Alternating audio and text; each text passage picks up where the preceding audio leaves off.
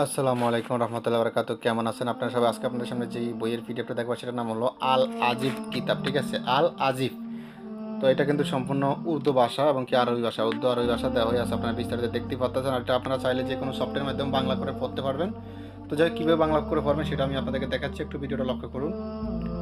দেখুন পিডিএফটা আমি আপনাদেরকে বাংলা করে দেখাচ্ছি। এটা এখন আরবি উর্দুতে আছে, আমি বাংলা একদম ট্রান্সলেট করে দেখাতেছি আপনাদেরকে। এটার নাম কি দেখেন, আল আজিব। দেখেন একদম বুক অফ দ্য, এই দেখেন সব দেওয়া আছে, ডেট বিস্তারিত শব্দ আছে, এটার লেখককে শব্দ আছে দেখেন। এই দেখেন নিচে লেখকের নাম দেওয়া আছে আবদুল্লাহ আল, এই দেখেন সব দেওয়া আছে কে লিখেছেন।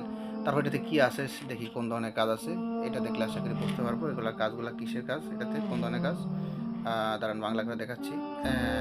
দেখেন ভূতের নাম জিনিস তার শব্দ, মানে না বিস্তারিত দেন। জাদু করে এরাদের জিন মানুষের ত্রিভুজের ভিতর নাম লেখা হয়, যেমন আপনি তাবিজ খোদাই করুন যেটি এটি ছাড়া বিস্তারিত দেওয়া আছে আর কি।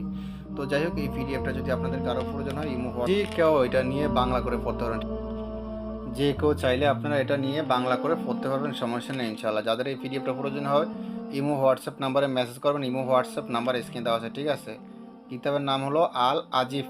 ঠিক আছে দেখুন। তো যাই হোক এই পর্যন্ত ভালো থাকবেন, সুস্থ থাকবেন। আল্লাহ হাফেজ, আসসালামু আলাইকুম।